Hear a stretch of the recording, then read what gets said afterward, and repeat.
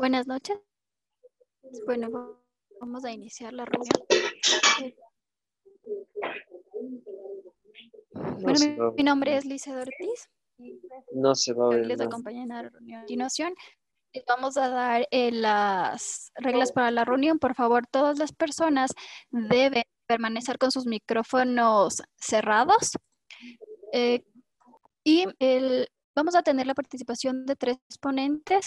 Cada uno va a tener un tiempo de 10 minutos para poder exponer su tema y después a esto vamos a tener una ronda de preguntas. Por favor, para las personas que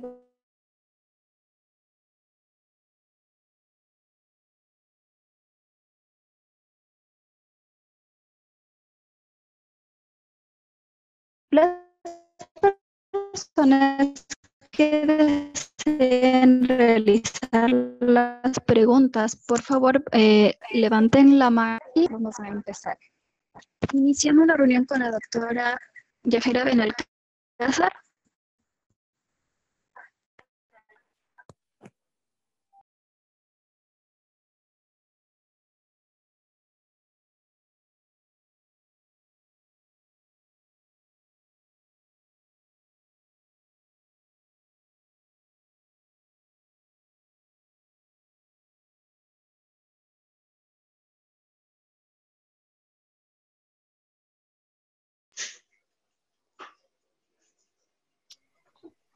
Buenas noches con todos. Mi nombre es Yajaira Belalcázar. Yo soy médico especialista en ginecología y obstetricia y trabajo en el Hospital General Docente Ambato. Se me ha pedido en esta noche hablar sobre un poco de lo que es COVID y embarazo. Entonces, pues, en honor al tiempo, vamos a iniciar. Bueno, el mecanismo de transmisión en COVID y embarazo es el mismo que en todos los pacientes, a través de gotas de saliva y tener cuidado en las superficies. Algo para recalcar en el caso de la mujer embarazada es la transmisión que se puede dar a través de heces contaminadas. Esto sobre todo de tener en cuenta durante el momento del parto. En cuanto a la transmisión vertical, es muy poco probable. No se ha visto en estudios que haya transmisión vertical. En ningún caso durante el brote actual de COVID en China, ni tampoco en epidemias previas por otros tipos de virus como el SARS y MERS. No hay evidencia de presencia del virus en fluido genital, en líquido amniótico, ni leche materna. Por lo tanto, la transmisión que se ha visto en los recién nacidos tiene que haber sido por vía horizontal. En un estudio realizado por Chen y colaboradores en 9 mujeres embarazadas con COVID en el tercer trimestre, se vio que en muestras de líquido amniótico, sangre de cordón umbilical e hisopado de garganta del recién nacido de 6 pacientes dieron negativo. Por lo tanto, hay falta de evidencia para sugerir que haya transmisión vertical. La sintomatología en la embarazada, la misma que en los otros pacientes, fiebre en el 90%, tos, dolor muscular, expectoración, cefalea, diarrea, que es menos frecuente, la presencia de neumonía con infiltrados bilaterales y consolidación en la radiología es muy frecuente en los pacientes que ya presentan síntomas, y los cambios analíticos que incluyen la linfopenia y leucopenia, aumento del LDH y del PCR. Se ha visto que las embarazadas no parecen tener una mayor susceptibilidad para contraer la infección ni para presentar complicaciones graves. Pero obviamente esta es una nueva enfermedad, no ha habido tantos casos en embarazadas, por lo que los datos son limitados. Y que es importante, como en toda patología, determinar la presencia de comorbilidades. En el caso de la embarazada, trastornos hipertensivos, diabetes pregestacional o gestacional, enfermedades cardiopulmonares, inmunodepresión, infecciones por VIH o tratamientos con corticoides, sobre todo equivalentes a más de 20 miligramos de prednisona durante más de 2 semanas. En cuanto a las complicaciones fetales que se ha visto durante el embarazo, los datos actuales no sugieren un mayor riesgo de aborto o pérdida gestacional precoz en gestantes que han tenido COVID. Los resultados previos en infectadas por SARS y MERS no demostraron tampoco una relación clara con estas complicaciones. Al no existir evidencia de que haya transmisión intraútero, es muy poco probable que la infección por COVID pueda producir defectos congénitos. En los casos de parto prematuro en mujeres con infección con COVID, es similar a las otras infecciones maternas que se vieron por SARS y MERS, aunque en muchos casos en sí la prematuridad no se debió tanto a la infección, sino a la gravedad de la madre y que el médico tuvo que realizar un parto prematuro. Estudios amplios en gestantes con otros tipos de neumonía vírica han evidenciado que sí existe un riesgo incrementado de parto prematuro, restricción de crecimiento y de pérdida de bienestar fetal intraparto, con puntuaciones de Apgar menor a 7 a los 5 minutos, pero no específicamente estudios realizados en COVID, sino en una neumonía que puede producir también por COVID. En cuanto a otras complicaciones fetales, se ha visto que la fiebre es muy común en pacientes infectados con COVID. Estudios previos han demostrado que la fiebre al comienzo del embarazo podría estar relacionada con anormalidades estructurales congénitas que involucran el tubo neural, el corazón, los riñones y otros órganos. Sin embargo, se hizo un estudio reciente con 80.321 mujeres embarazadas, donde se informó, no específicamente con COVID, porque no tenemos tantas embarazadas con eso, pero pacientes que presentaron fiebre al comienzo del embarazo, solo en un 10%, y que la incidencia de malformaciones en estas pacientes con fiebre fue de 3.7%, que es baja. Estudios previos no han reportado evidencia de infección congénita con SARS. Actualmente no hay datos sobre el riesgo de malformaciones congénitas cuando la infección por COVID se adquiere durante el primer trimestre o segundo trimestre temprano del embarazo, que sería donde más puede afectar para causar una malformación. Pero por este mismo hecho de que no existen todavía la suficiente cantidad de estudios ni de pacientes, siempre va a estar indicada la evaluación entre las 18 y 24 semanas con la realización de un eco morfológico o estructural, que es el que solicitamos habitualmente a las pacientes, pero en estos casos es más necesario. En cuanto al control prenatal, las mujeres embarazadas con sospecha de infección o infección probable por COVID, o aquellas que ya tienen infección confirmada, pero que son asintomáticas o se están recuperando, deben ser monitoreadas con ecografía cada 2 a 4 semanas para ver crecimiento fetal, volumen de líquido amniótico y, de ser necesario, Doppler de la arteria umbilical, porque ya dijimos que la neumonía por COVID sí puede estar asociada a restricción, bajo peso al nacer. En cuanto al diagnóstico de la infección durante el embarazo, ¿qué se va a hacer la conducta en urgencias cuando llega una gestante con sospecha de infección por COVID? Pues las mismas normas que para cualquier otro paciente, es decir, que debe de utilizar la paciente una mascarilla quirúrgica, no debe entrar con acompañante al establecimiento, debe ser aislada y los médicos que vayan a atender, el personal que vaya a atender a la paciente debe tener su protocolo específico. Se debe realizar una historia clínica. En el caso de la paciente embarazada, siempre realizamos el score mama, que tiene los parámetros vitales, pero específicamente debemos poner atención a lo que es saturación y frecuencia respiratoria. Se puede realizar una radiografía de tórax utilizando las medidas habituales, que sobre todo es la protección a nivel de abdomen. Se debe realizar la analítica con perfil hepático, LDH, PCR y coagulación. ¿Qué es lo que cambia con la diferencia de otros pacientes? Es que a la paciente tenemos que valorarla también al bebé. En ese caso, requiere auscultación de la frecuencia cardíaca, un monitoreo fetal, ecografía fetal, para confirmar la vitalidad y, sobre todo, bienestar fetal.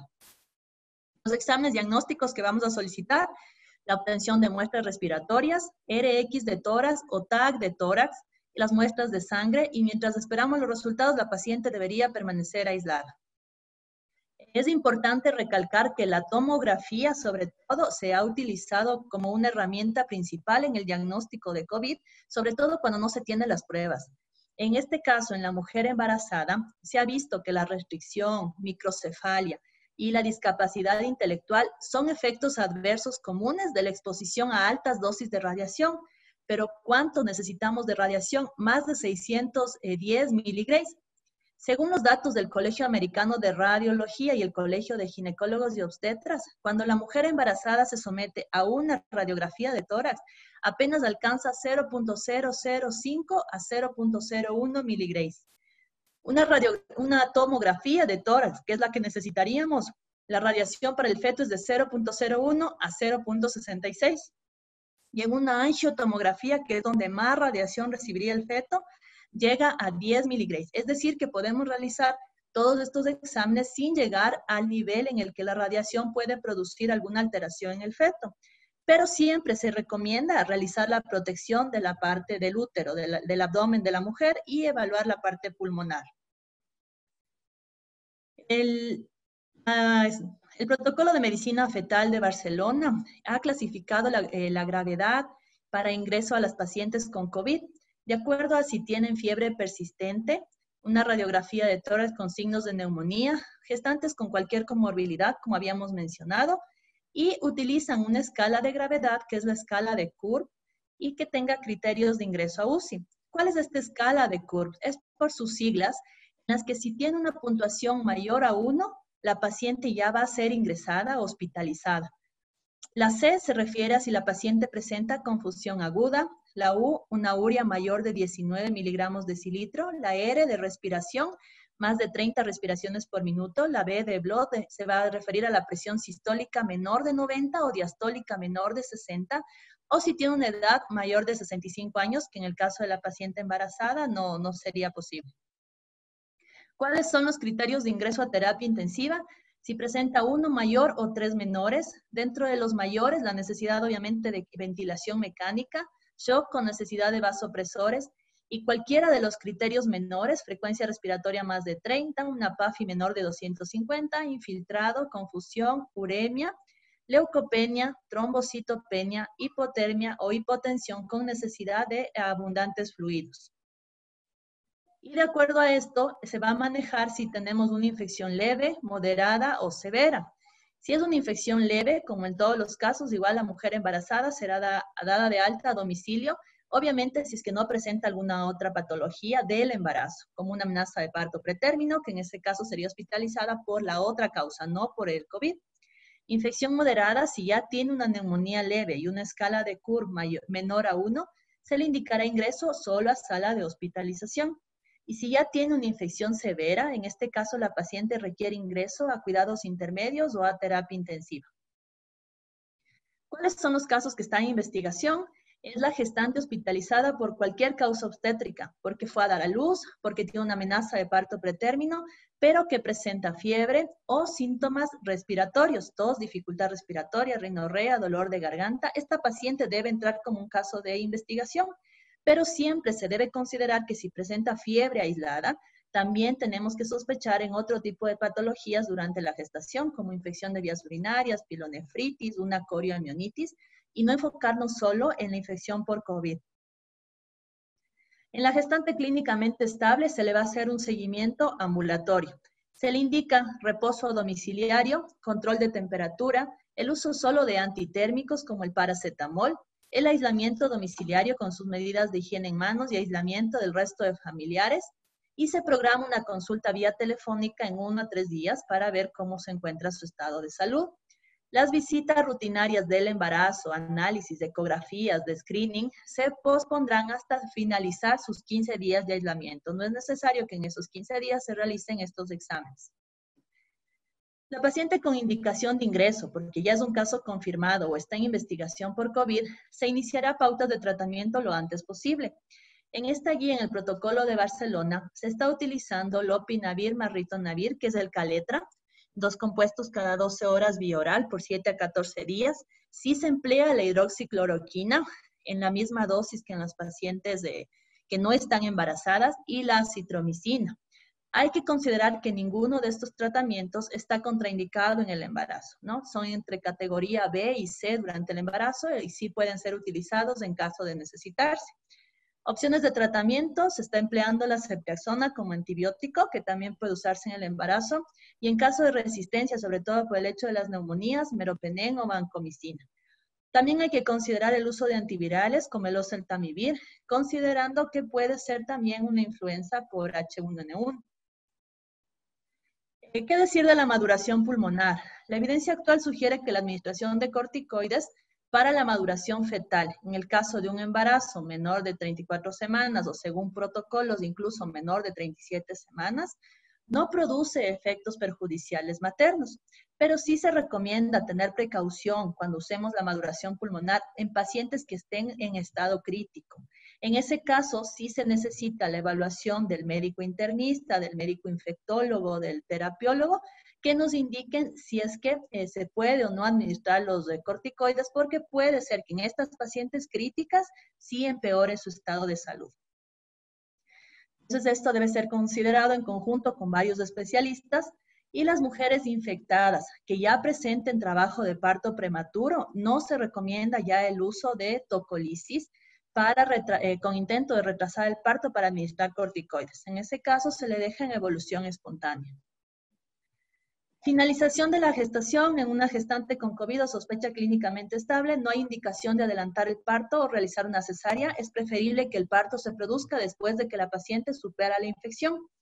Sin embargo, si ya se produce el parto o hay que realizar otros procedimientos obstétricos, como sea un legrado en un aborto, en gestantes con infección por COVID sin criterios de gravedad y que ya iniciaron espontáneamente el trabajo de parto, se va a finalizar la gestación de acuerdo a la causa obstétrica. Si es una desproporción, si es una macrosomía, si está pelviano, depende de la causa obstétrica la decisión de una cesárea. Caso contrario, puede ser un parto vaginal. Pero hay que tener en cuenta, porque hay varias opiniones de expertos, que el parto vaginal sí tiene un alto riesgo de contagio o de contaminación con heces. Y aquí sí podría darse, en ese caso, la transmisión de COVID.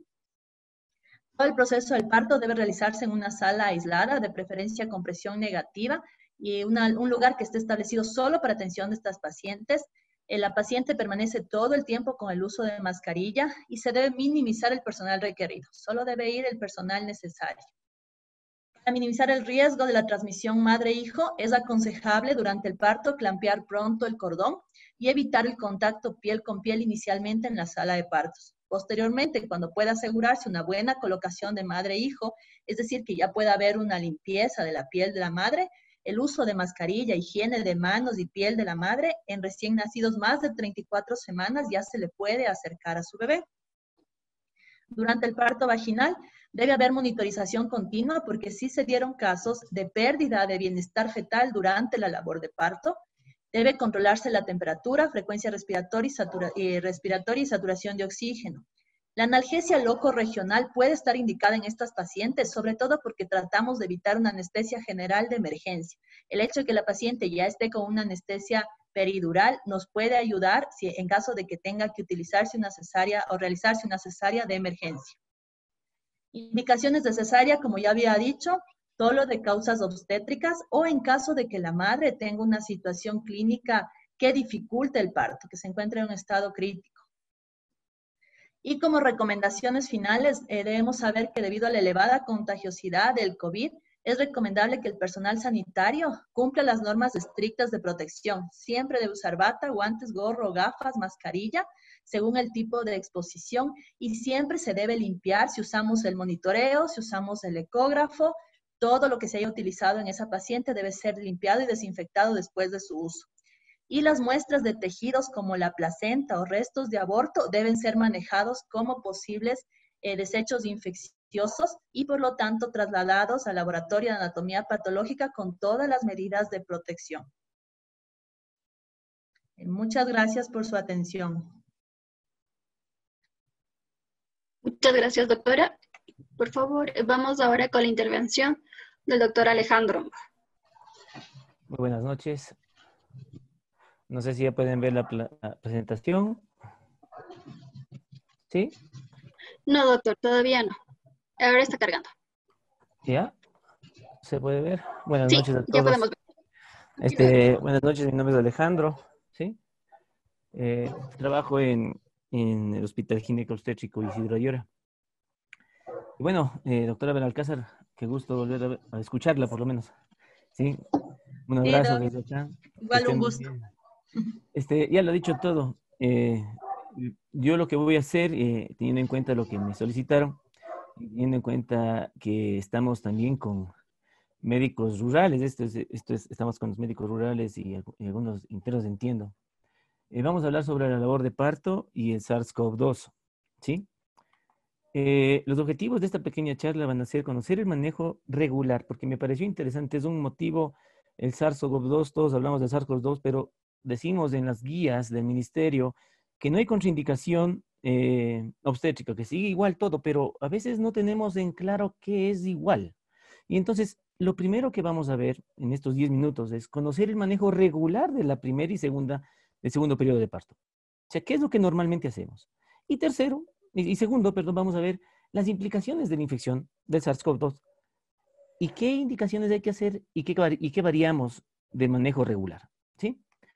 Mi evidencia va a ser del 2018, el Practical Manual of Labor and Delivery, la segunda edición de la COG, Colegio de Ginecobstetras, de evidencia del Ministerio de Salud Pública, y de la Sociedad Materno-Fetal y de la Sociedad de Perinatología y Anestesia Obstétrica. Antes que nada, como ya no voy a repetir lo que Yajaira ya ha mencionado perfectamente, y esto hay que tener en cuenta que va cambiando día a día. Yo esta presentación la hice ayer y hoy día llegó una nueva teóricamente clasificación del Colegio Americano y nos colocan lo siguiente. Las asintomáticas son las pacientes que no tienen sintomatología y que tienen un SARS-CoV-2 positivo. Enfermedades leves, síntomas gripales, como dijeron, como fiebre, tos, mialgia, anosmia, pero sin disnea ni dificultad respiratoria o que no tengan ninguna imagen de tórax alterada. Esas son las enfermedades leves. La enfermedad moderada es considerada como una enfermedad de tracto respiratorio inferior con disnea y con imagen neumónica. Miren, aquí tenemos una gasometría alterada, los gases están alterados. Puede haber fiebre refractaria de 39 grados de acetaminofén y la saturación se puede mantener en 93%. La enfermedad severa es cuando tenemos, como bien vimos el CRUB, mayor de 30 respiratoria, la hipoxia, tenemos una saturación menor de 93, una presión parcial, la relación o el ratio de presión parcial de oxígeno versus el FiO2 menor a 300. Y la crítica es cuando me ponen una falla multiorgánica, la paciente viene con falla multiorgánica que requiere ventilación mecánica o una cánula nasal de alto flujo. Ahora, todos han hablado sobre están hablando sobre la tormenta, ¿no? La tormenta de citoquinas, que también le incluyen como diagnóstico, que sería otro tipo de pacientes, que es la linfohistocitosis hematofagocítica secundaria. Y entonces tenemos, para diferenciar, y podemos tener esto en este score, si es que este score es más de 169, miren, la probabilidad, ¿sí?, de que tengamos un outcome malo es del 93% de sensibilidad y 86% de especificidad. O sea, este score es muy bueno. Dentro de los scores que hemos hablado, nosotros tenemos en el Ecuador el score MAMA. De acuerdo a la nueva salido del horno, ellos tienen, los gringos, tienen el MEUS, que es básicamente casi el score MAMA, pero ellos son conscientes, nuestro score MAMA no contempla un montón de cosas, ¿sí? Y ellos son conscientes que el MEUS, y eso que está actualizado, el MEUS, prefieren no utilizarlo porque no está validado en COVID, en SARS-CoV-2.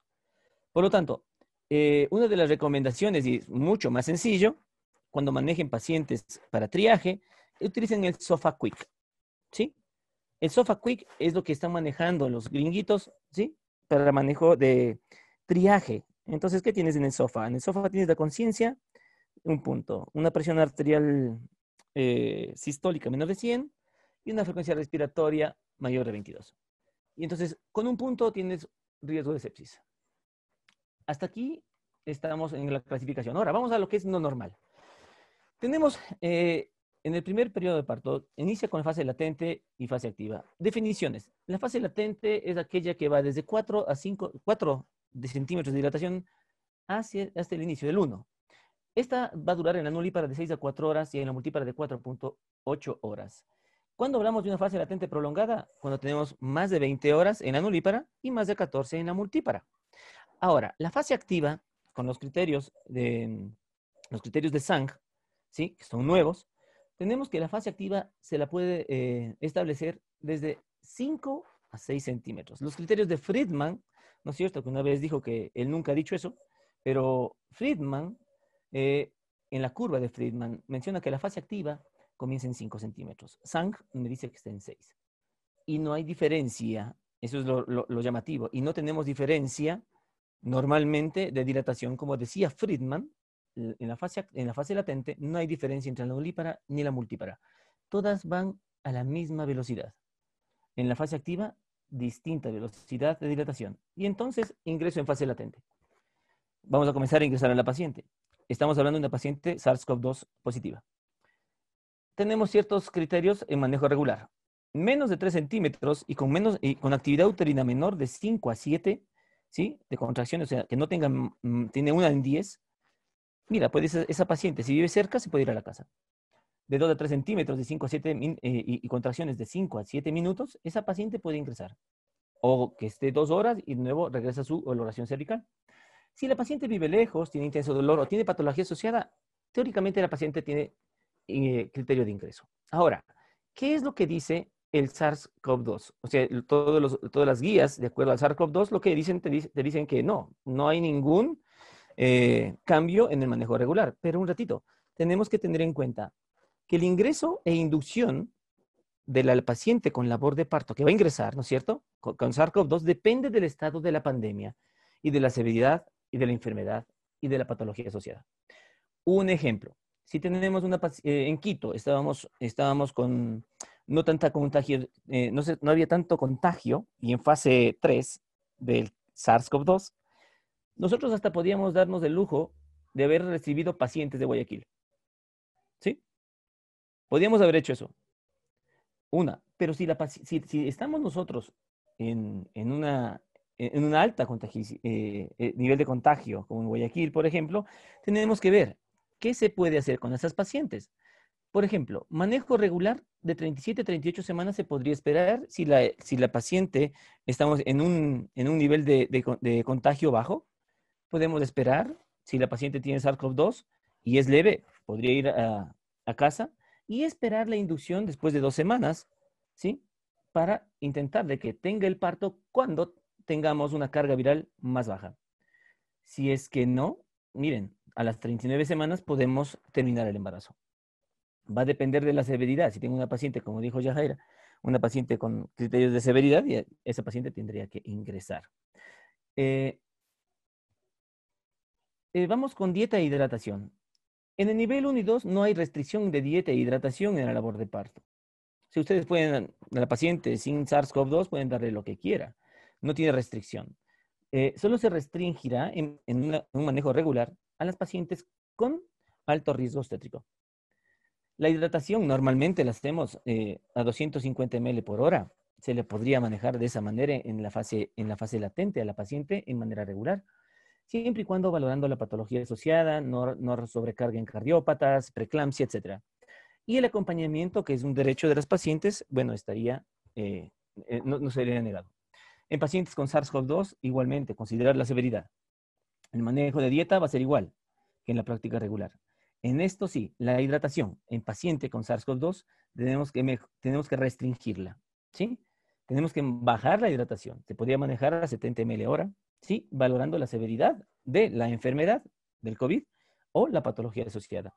Y el acompañamiento está, como dijo Yajaira, el acompañamiento de puede darse un solo familiar, siempre y cuando tenga equipo de protección, solo al parto, pero a la cesárea no, negado, y tampoco UCI. Si la paciente va a UCI, tampoco puede tener acompañamiento. Vamos a las indicaciones en fase latente, perdón, aquí se me saltó. Sí. Bueno, vamos a indicaciones de cesárea en fase latente. Ahí está, métodos de inducción. Vamos a inducir el parto. Si vamos a proceder a inducir el parto, tenemos algunos fármacos que podemos utilizar. Maduración cervical primerito, porque las pacientes posiblemente ingresen sin un cervix favorable, un bishop adecuado. Entonces podemos utilizar misoprostol, dinoprostone, ¿sí? Inducción con misoprostol, que puede ser 50 microgramos, 4 a 6 horas o 25 cada 2 a 4 horas. Podemos también hacer maniobras de Krause en pacientes a término. Eso quiere decir utilización de sonda Foley contracción o hacer una dilatación higroscópica, ¿sí? Con laminarias. O podemos colocar citocina para inducción de labor de parto. Eso sí, también podemos colocar analgesia de parto desde cualquier tipo de dilatación.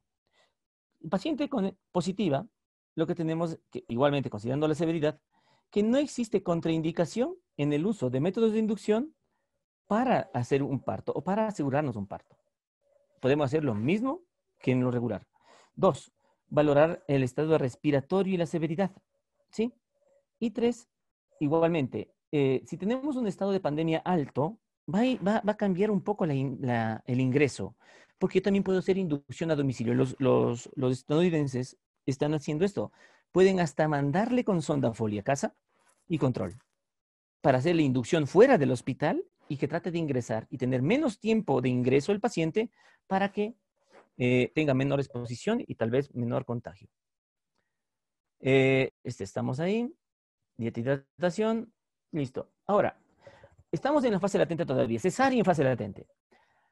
Primero, como concepto, la fase latente prolongada no es indicación necesaria. No es indicación necesaria una fase latente prolongada. 2. Indicación de rotura artificial de membranas en las pacientes que tengan. Porque sí hay cómo romper membranas con dilataciones de 3 centímetros. ¿Sí? Hay cómo hacerlo. Y miren, se beneficia un montón la paciente.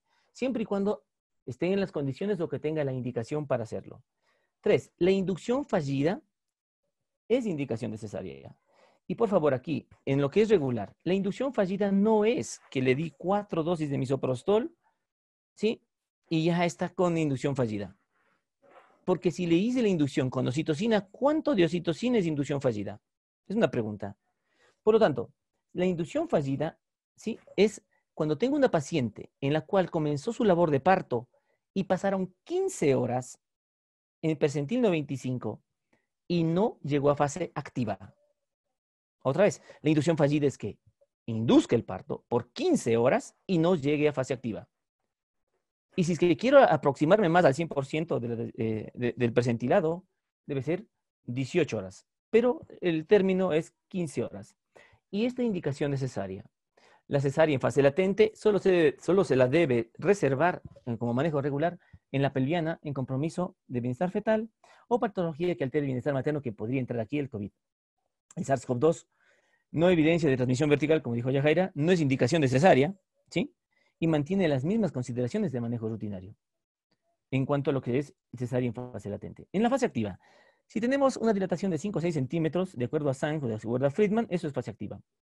Aquí inicia, de acuerdo al trabajo de Sang, el cambio en la velocidad entre multípara y nulípara. Aquí recién se va a diferenciar cómo van a dilatar las dos.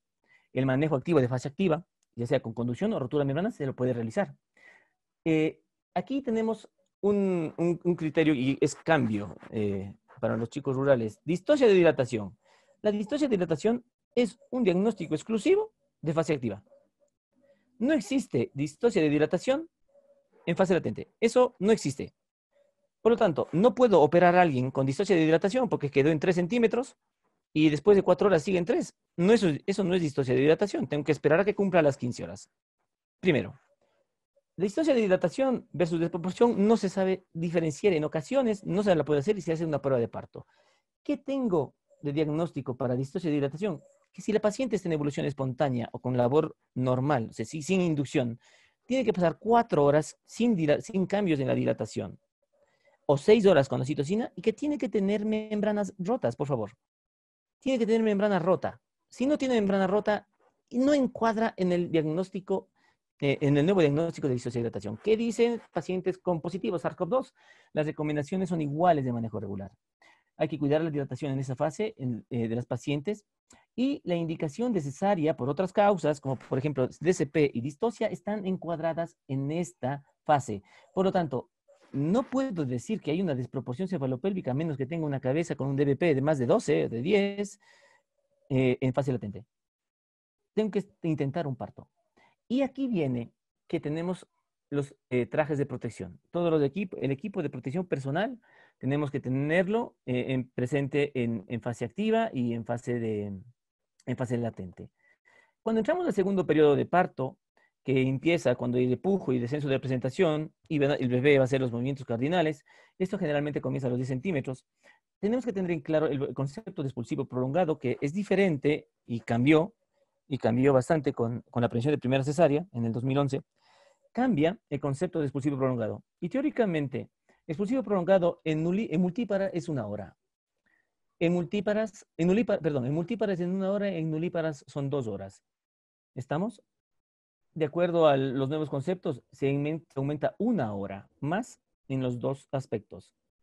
Y si es que tiene analgesia, 1 hora más. es un criterio que está en revisión, puesto que estamos hablando que una nulípara con analgesia de parto, ¿tengo que esperar 4 horas? No, tampoco así. ¿Sí? El concepto del uso de analgesia, ya lo hemos hablado, bien, Yajaira habló sobre el pinzamiento de cordón, la analgesia precoz y contacto piel a piel. Muy bien.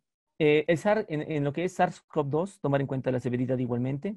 Y tenemos que, esto es muy importante, la OMS no menciona que el segundo periodo de parto es un periodo de generación de aerosol. El segundo periodo de parto es un periodo de generación de aerosol, por lo tanto tengo más chance de contagio. Aquí es necesario y obligatorio el uso de trajes de protección con mascarilla, ¿sí? Mascarilla, N95, gafas, el traje, mascarilla facial, ¿sí? Y lo que en algunos aspectos menciona es que se acorte el segundo periodo, ¿sí? Y el acortamiento del segundo periodo no es más que colocar o ventosa o hacer un parto instrumentado. Pero eso va a depender de la experticia que tenga el obstetra. La cesárea, igual, los trajes de protección, monotraje, gafas de protección, mascarilla quirúrgica, doble o triple guante. Es un periodo de generación de aerosol, la intubación, el manejo de la vía aérea, el uso de cámara para anestesia es recomendado. Miren, el uso de electrocauterio es un periodo, eso genera, de acuerdo al Colegio Americano de Cirugía, el uso del electro me genera, es un periodo de generación de aerosol incrementando el contagio del SARS-CoV-2. Esto se da en la cesárea. No hay contraindicación de técnicas operatorias, ¿sí? Y hay que tener precaución en estas pacientes porque implicaría una reoperación si lo hago de manera inadecuada, no por acabarla rápido, tengo que hacerla mal. Entonces, esto es un reto para todos los otros obstetras. Como ya dijo Yajaira, corticoides hasta las 34 semanas, dependiendo de la severidad. Tocolíticos, tenés cuidado con los beta-2, la terbutalina, por uso concomitante con otras medicación y evaluación de factores de riesgo por taquicardia que me da los beta-2. El sulfato de magnesio, tenemos que manejarlo de manera adecuada, ¿sí? En pacientes preeclámpticas. Los AINES, lo último, mencionaron que no hay contraindicación de uso de ibuprofeno. Y la hidratación, restringir la misma.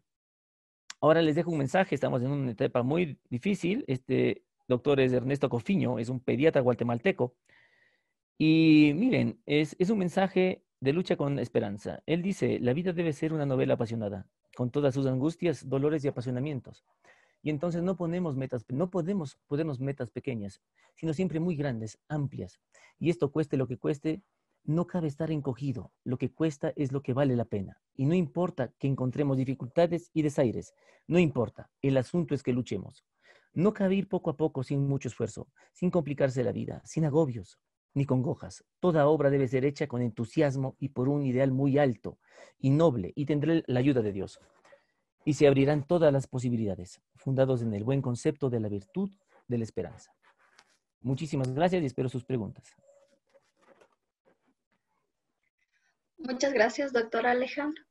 Ahora, por favor, vamos a continuar con el doctor Llerena.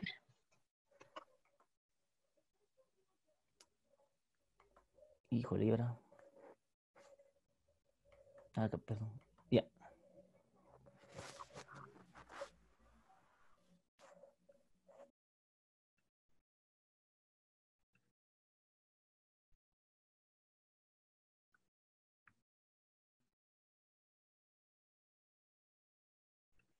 Buenas noches a todos. Si vemos la pantalla, por favor, me confirma. Sí, doctor. Buenas noches a todos. Soy Israel Llerena, médico ginecólogo, especialista en patología mamaria, y les voy a hablar un poquito pues acerca del COVID-19, el manejo en el posparto y en la lactancia. Bueno, una de las preguntas es que una vez que ya pues hayamos operado a esta paciente o la hayamos atendido el parto, ¿a dónde la llevamos a esta paciente?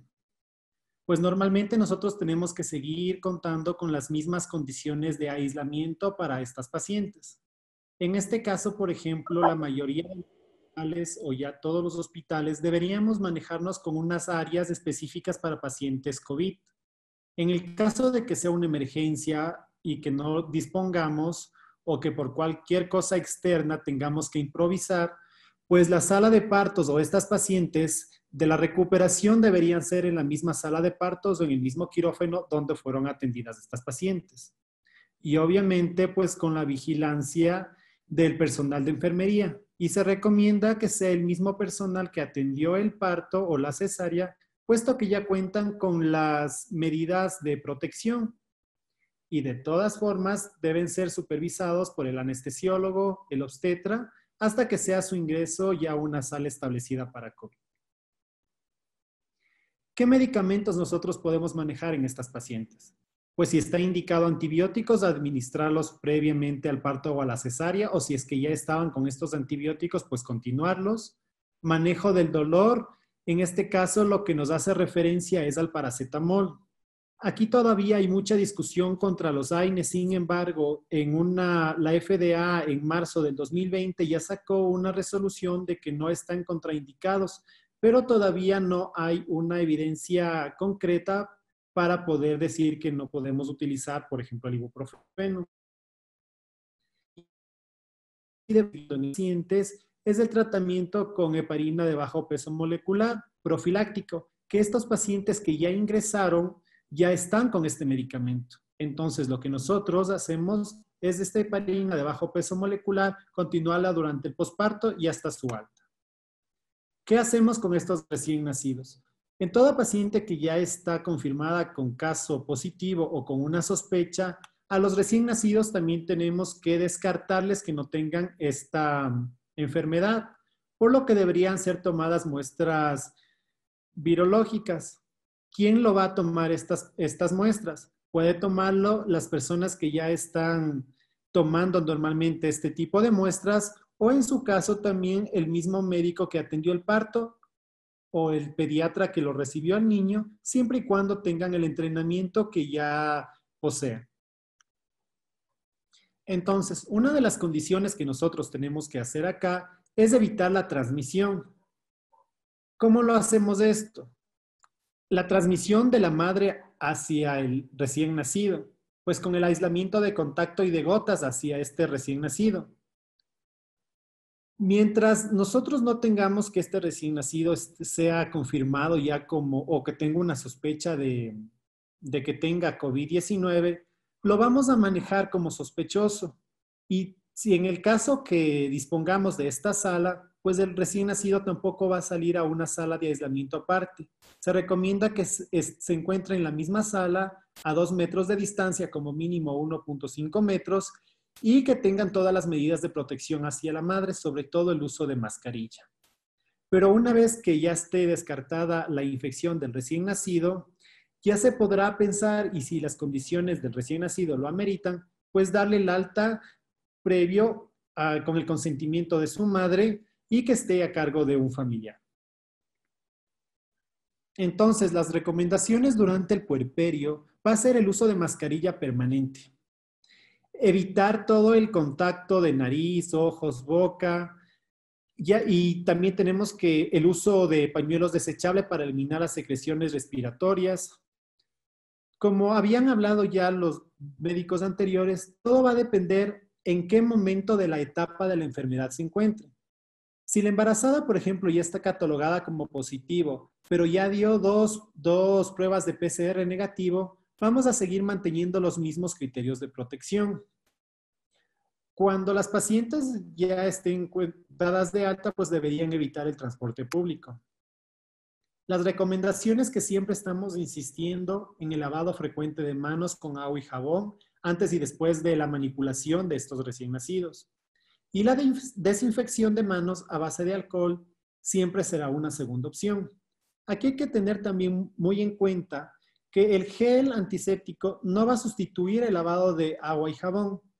Hay que recordar también que después de 2 veces que hayamos utilizado este alcohol, ya es obligatorio lavarnos las manos con agua y jabón. Otra de las recomendaciones, pues mantenernos en casa y mantener siempre la distancia física con las demás personas. Otra de las preguntas que nos hacemos es, nosotros a estos recién nacidos, las madres con COVID-19 positivo, ¿les pueden dar de lactar o no les pueden dar de lactar?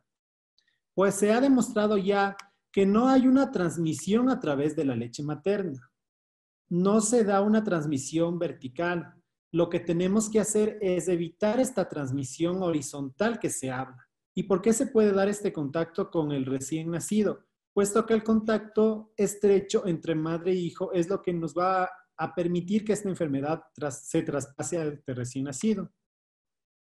Entonces, aquí es muy importante evaluar el riesgo y el beneficio que tiene la lactancia materna versus a una infección con COVID-19.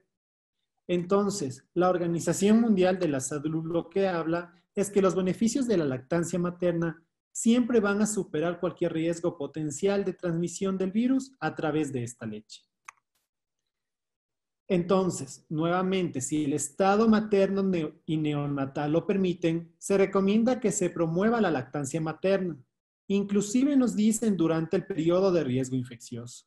Aquí está bien claro que todo va a depender del estado de la madre. Y nuevamente nos hablan del uso de mascarilla quirúrgica, el lavado correcto de manos, y aquí ya nos hablan algo muy importante, que si nosotros decidimos ya darle de lactar a estos recién nacidos, podemos hacer la limpieza de la piel a nivel mamario para que las gotas que se puedan quedar en la piel no sean transmitidas a este recién nacido. Otra de las alternativas que nosotros podemos hablar, que según los protocolos del Clínic de Barcelona, es la extracción de leche. Esto lo podemos hacer con un extractor de uso individual, con estrictas medidas de higiene, obviamente una limpieza estricta después de cada extracción, y la leche materna deberá ser preferentemente por un familiar o por un personal sanitario. Pero sí, aquí lo que va a hacer es que la va a tener la madre. Pero para esto nosotros tenemos que hacer un consenso entre el paciente y el médico. Entonces, de aquí nosotros conversamos con la paciente, le explicamos todos los riesgos, todos los beneficios que podríamos tener y la decisión final va a ser de la madre. Entonces, al final, ella nos va a decir que no decide darle de lactar a su niño. ¿Qué hacemos en esto? Pues al niño podremos darle fórmula, pero podemos mantener la producción de leche mediante la extracción y después del desecho de la misma hasta que la paciente resulte negativa para la infección. Y posterior a eso, ya podríamos iniciar con una lactancia materna. Y en el caso que la paciente decida que sí vamos a iniciar con lactancia materna, pues deberíamos tener todas las precauciones para limitar la propagación viral al lactante. Como los habíamos dicho, pues el lavado de manos antes de tocarle al recién nacido, la extracción de leche o el uso de los biberones, usar una mascarilla. En este caso, si es positiva y todo va a depender del periodo que se encuentre la paciente, pues una N95 con una mascarilla convencional, quirúrgica, y la administración de la leche, pues por otra segunda persona que no sea un contacto o que tampoco tenga COVID-19. ¿Cuándo deberíamos iniciar la lactancia? La Organización Mundial de la Salud nos sigue diciendo que debería iniciarse durante la primera hora del recién nacido y la lactancia materna exclusiva debería continuar hasta los 6 meses. Entonces, ¿cuándo damos de alta a este tipo de pacientes? El alta de la madre debe seguir las indicaciones de alta de cualquier persona infectada por COVID-19.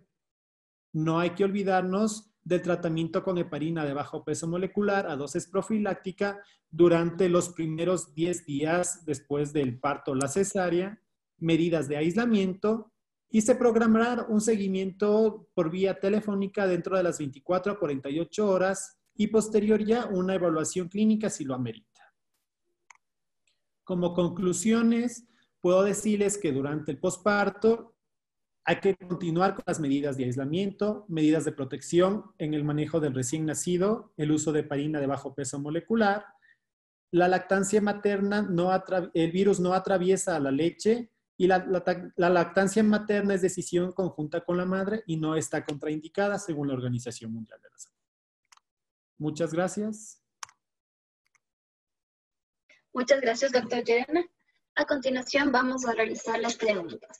Por favor, las personas que deseen realizarlas, levanten la mano y yo les podría abrir el micrófono y ustedes harán su pregunta dirigida al médico al que les responda la siguiente. Sí, entonces, Diego Larrea.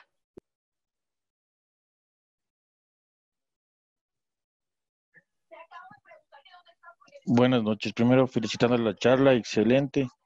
Mi pregunta va para el doctor Alejandro. Doc, buenas noches. ¿Alguna indicación sobre sulfato de magnesio en pacientes con ya COVID positivo, tomando en cuenta de que el sulfato es depresor del sistema respiratorio? ¿Tenemos alguna consideración en eso, Doc? Sí, lo que te dice el Colegio Americano de Higiene y Obstetricia, lo que te está diciendo es que tengas siempre presente eso, uno. Dos, tienes que sopesar si es que el paciente, o sea, generalmente va a ser preeclámptica, ¿no es cierto? Porque si tenemos una paciente que tienes para neuroprotección, que también tendría indicación, sopesaría mucho eso. El uso o no uso de sulfato de magnesio para neuroprotección. El uso se podría discutir en la paciente viendo la severidad de la misma y si es que requiere o no. Porque si es que estás diciendo que una paciente con COVID severo, que tiene dificultad respiratoria, ¿no es cierto? Y le colocas el sulfato de magnesio, posiblemente se beneficie de una terminación expedita del embarazo. Para manejarle sin un abdomen restrictivo, o sea, hacerle una cesárea, sin manejar el abdomen, manejar el respiratorio y poder manejarla hasta pronarla, ¿sí?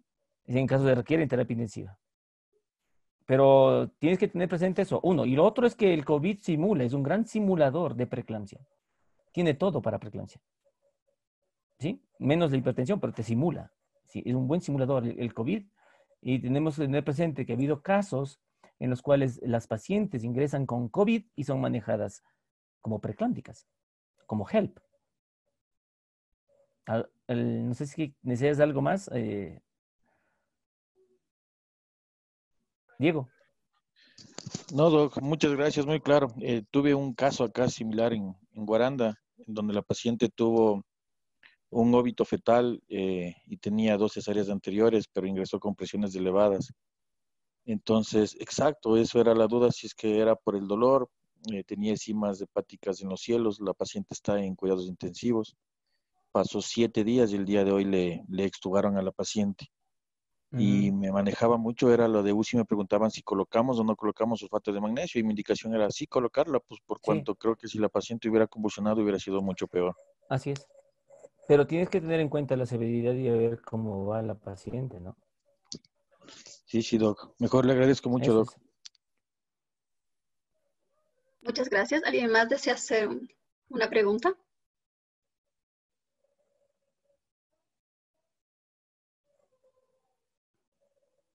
Tenemos una pregunta en el chat. Dice, ¿cómo sé que una clínica está preparada en tiempos de pandemia para realizar?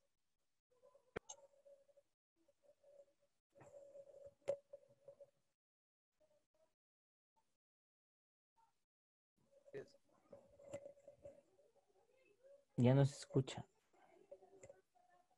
Le repito la pregunta. ¿Cómo sé que una clínica está preparada para un parto en tiempos de pandemia para realizar una cesárea?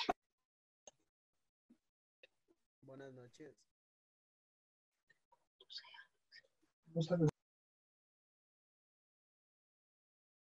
Buenas noches. ¿Para quién está dirigido? O sea, ¿No lo dice alguno de los doctores? ah, no sé. Miren, si la clínica está preparada para hacerse la cesárea, lo que pasa es que tenemos que tener en consideración una cosa. En este momento es comunitaria la transmisión. Entonces, en nuestro hospital, por ejemplo, toda paciente que ingresa es considerada como COVID. Lamentablemente, por la pandemia, no tenemos para hacer a todas las pacientes pruebas rápidas y tratar de hacer un tamizaje. Eh, por lo tanto, toda paciente que ingresa es considerada como COVID. Entonces, nosotros estamos manejando a todas las pacientes como si fuesen COVID. Eh, si tiene inquietud, la paciente podría acercarse a la clínica o por teléfono, ¿no? Ahorita no hay cómo acercarse. Por teléfono y averiguar qué condiciones tiene, de las que mencionó Yajaira y el doctor Llerena muy claramente, ¿no? Que tienen que tener las condiciones necesarias para poder hacerse un parto. Michelle Adelante, por favor.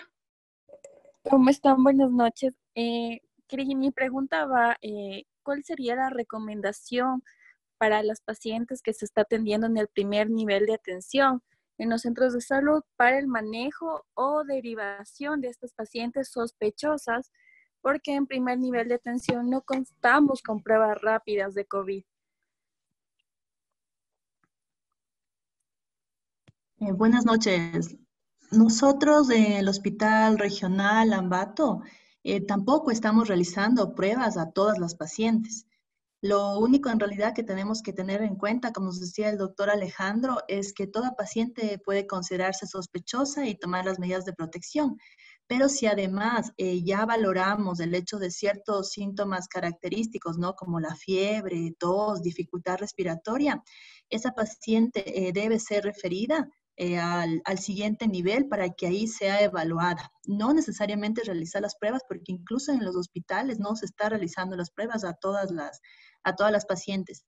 Y tener todas las medidas de precaución en esta paciente que es sospechosa y en todas las pacientes, porque las asintomáticas son las que más nos pueden contagiar, ¿no?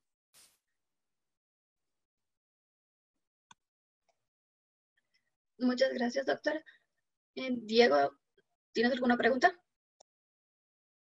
¿Cómo están? Buenas noches. Tenía dos consultas.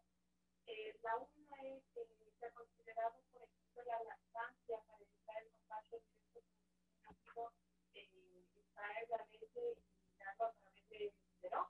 ¿Alguna opción así para no... No le escuchamos. Tal vez puede hablar un poquito más alto o tal vez acercarse.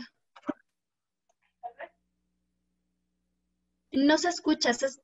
Tal vez puede hablar un poco más alto o acercarse un poco más a su dispositivo.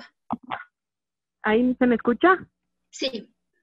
Ya, gracias. Lo que quería consultar es, ¿se ha considerado la extracción de la leche para no tener que cortar la lactancia materna y darle al recién nacido a través de biberón o algún método así? Y la segunda consulta era si han tenido casos de bebés recién nacidos que han contagiado el COVID, pero no necesariamente en el momento del parto, sino puede ser después, una semana, 2 semanas después. ¿Cuáles han sido los casos, los síntomas y lo que se debería, cómo se debería tratar al bebé?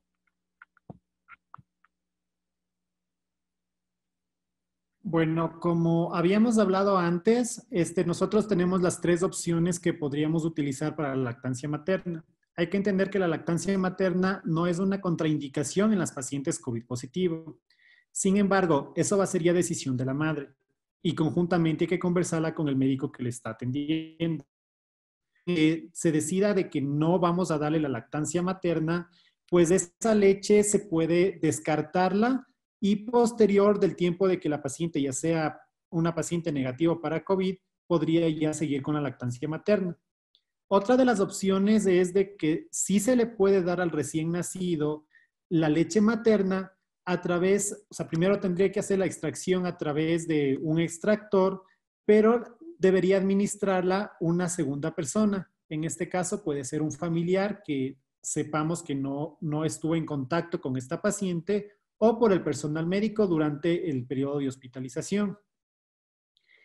Esa es la primera pregunta. La segunda pregunta, sí hay el reporte de China de un paciente que que resultó el recién nacido con COVID positivo, pero eso se demostró que el contacto fue después del nacimiento, no durante el parto o la cesárea. Y también hay reportados por JAMA 2 pacientes que presentaron inmunoglobulina positiva, pero los pacientes presentaban síntomas leves, estos recién nacidos presentaron síntomas leves.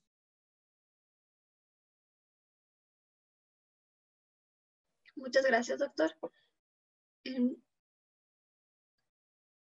A ver, hay una persona que más tiene una pregunta y desea realizarla. Muy buenas noches. Con todos, disculpe, ¿me escucha? Sí. Ya. Doctor, una consulta. Lo que pasa es que tengo una mujer gestante y a su vez la consulta es si de pronto ella estaba hospitalizada según el parto, puede ser cesárea o parto normal, ¿Cuántos días le tienen en el hospital o en la clínica, por favor? Bueno, en la parte del periodo ya del puerperio, cuando una paciente después de que ya tenga que se le produzca el parto o la cesárea, todo va a depender de las condiciones maternas para nosotros poder darles el alta. En este caso, nosotros tenemos que seguir cumpliendo los mismos criterios de cualquier paciente COVID para darles el alta. Nosotros podríamos hacer algo también como una alta temprana, pero todo va a depender de las condiciones maternas. En el caso del recién nacido, de igual forma. Por lo general, nosotros se quedan pacientes 24 horas después del parto y 48 horas después de la cesárea en pacientes que tengan síntomas leves. En pacientes con síntomas moderados hay que mantenerlas en vigilancia y en pacientes graves pues van directamente a la terapia y va a depender de cómo vayan reaccionando. Muchas gracias, doctor. Voy a continuar a leer unas preguntas que tenemos aquí en el chat. ¿Qué pregunta? ¿Hay que utilizar durante la hospitalización HVPM como profiláctico para los efectos adversos de COVID?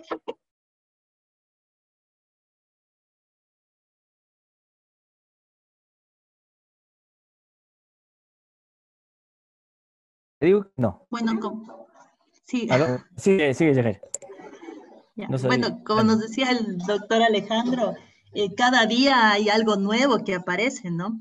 Y últimamente, como tratamiento en sí en una paciente con investigación de COVID que no tenga en sí la prueba positiva, pero sí los síntomas, sí se recomienda el uso de heparinas de bajo peso molecular por el hecho mismo de que el embarazo es un periodo en el que se incrementa el riesgo de trombosis.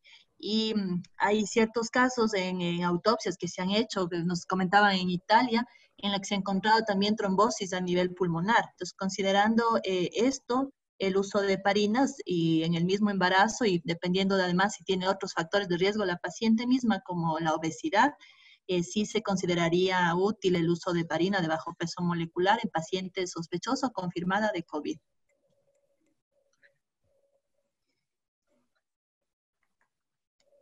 Muchas gracias. Aquí, perdón, aquí nada más para añadir a lo que dice la doctora Belalcázar. Normalmente en los protocolos de España, del Clinic, toda paciente que ingresa con sospecha o con diagnóstico ya positivo para COVID-19, ya les utilizan como profilaxis de heparina de bajo peso molecular. Y lo que se recomienda es que se utilice hasta 10 días después del parto o la cesárea. Muchas gracias, doctor. A continuación, la siguiente pregunta es para usted, doctor Llerena. En caso de pacientes severas ingresadas de NOSI, ¿se debe cortar la lactancia materna y de hacer que solo con vendaje compresivo o farmacológico? Entonces, bueno, si ya enviaron, o sea, pero exacto. Bueno, en lactancia materna no hay todavía muchos estudios que nosotros podamos compartir para tener una evidencia clara qué es lo que tenemos que hacer y qué no es lo que tenemos que hacer. En este caso, por ejemplo, no estaría contraindicado el uso de la lactancia materna, pero también va a depender del estado crítico que se encuentre la paciente. En este caso, por ejemplo, si es una paciente que está en terapia intensiva, la lactancia materna no va a estar contraindicado para ningún procedimiento, para ningún medicamento que podríamos utilizarlo por la terapia intensiva. A mi criterio, creo que no deberíamos cortar y si sea necesario, pues deberíamos utilizar el tratamiento farmacológico. Como digo, Diego, no hay mucha información acerca de la lactancia materna tampoco en COVID, entendiendo que es una enfermedad nueva y que mucho de lo que se hace es con las dos anteriores pandemias. Entonces, habría que seguir todavía investigando ese tipo de situaciones. Muchas gracias. A continuación, una pregunta más. Bueno, dicen que obviamente las presentaciones son basadas en datos de la OMS, porque hasta la fecha las investigaciones realizadas en los sitios web de los Ministerios de Salud y de los principales institutos de salud pública de los países afectados no han encontrado hasta ahora indicaciones sobre COVID y en el embarazo y parte de lactancia materna. Bueno, los datos no son de la OMS. Hemos traído, como puede ver, eh, María José, ¿no? Puede ver que los datos son del Clínic de Barcelona, o sea, estamos hablando de lo que está pasando en España. Son datos traídos del Colegio Americano de Ginecobstetricia. Son datos traídos del Ministerio de Salud Pública que recién nomás sacaron el manejo, sacaron el manejo de pacientes de COVID y embarazo, ¿sí? Entonces, esto varía un montón, tanto al punto de que, por ejemplo, hasta los extremos. Estuvimos en una presentación con unos doctores por un web del Clínic de Barcelona, un doctor presentó y después se presentó un doctor de Panamá. Y el doctor panameño decía que teóricamente, hasta el momento, evidencia sólida para poder decir que puede utilizar tal o cual medicación, no existe. Por lo tanto, él decía que si en caso, Dios no quiera, tiene COVID, lo único que va a pedir es que le den soporte, nada más. Porque en Medscape hace 2 días llegó la información de que la hidroxicloroquina no tiene efecto. Entonces esto va variando de a poco y los protocolos tienen que irse actualizando. Todos los organismos son susceptibles de error. Un ejemplo muy claro, la OMS menciona que, hablando en obstetricia, perdón, menciona la OMS y la CDC que el segundo periodo de parto no es un estado de generación de aerosol. Pero en cambio, todos los colegios de ginecobstetricia de Estados Unidos hacen un statement pidiendo que por favor se rectifique eso, porque es un periodo de generación de aerosol, por lo tanto es un periodo de mayor contagio. Mira, yo creo que esto va cambiando día a día y en eso tenemos la obligación de seguir leyendo todos para poder dar un mejor tratamiento a nuestros pacientes.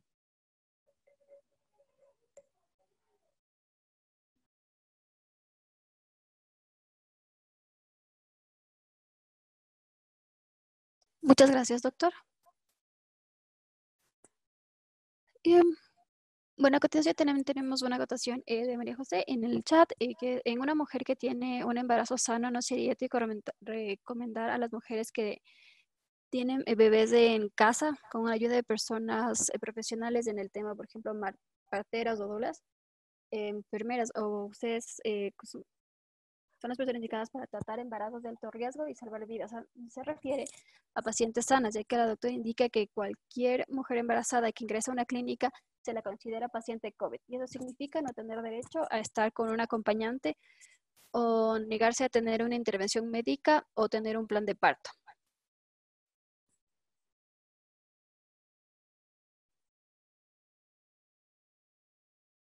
Mira, la última parte, estoy recibiendo el chat, y dice que te parece escalofriante tratar a una mujer con embarazo sano como paciente con patología. No es que nosotros decimos que son pacientes con COVID, toda paciente, sino que consideramos y el manejo es el mismo, ¿sí? Porque tienes que tener en cuenta una cosa, que no solo la paciente puede infectarse o puede contagiarse con el SARS-CoV-2, sino que el médico también puede contagiarse y a su vez el médico puede contagiar a la paciente.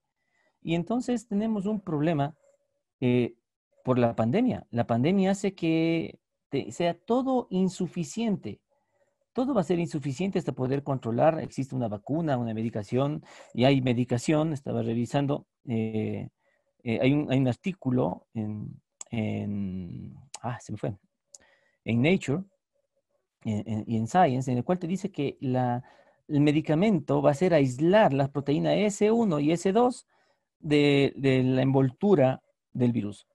En el día de hoy mandaron un video en el cual el doctor Facusi menciona lo mismo. Entonces, posiblemente tengamos nosotros eso.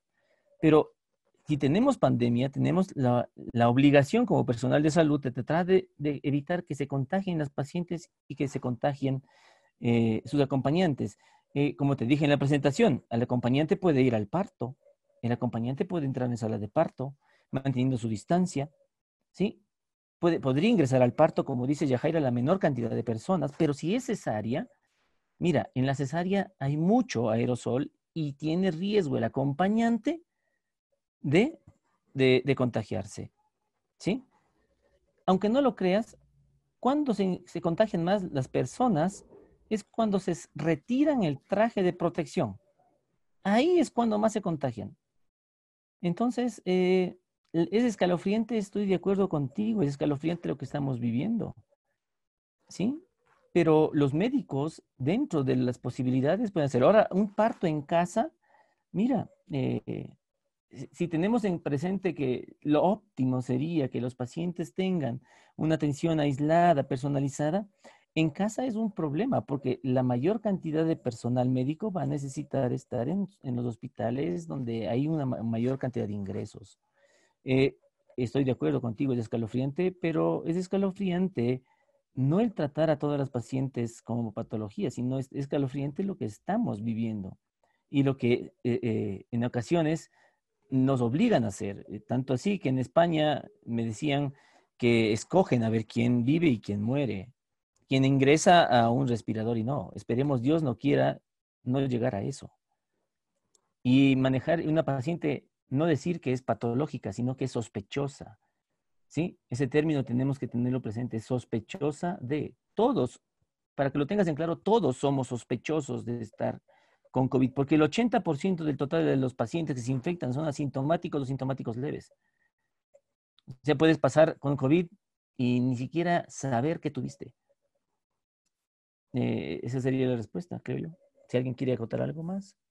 Muchas gracias, doctor.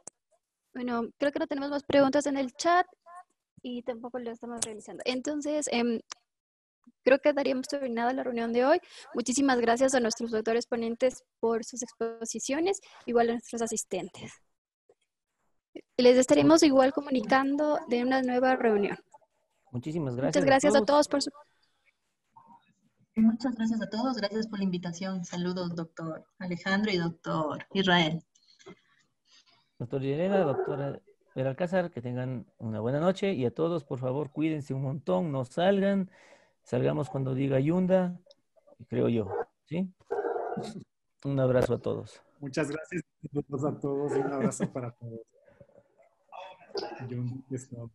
Que estén muy bien. Una buena noche. Igualmente. Buenas noches. Muchas gracias. Buenas noches.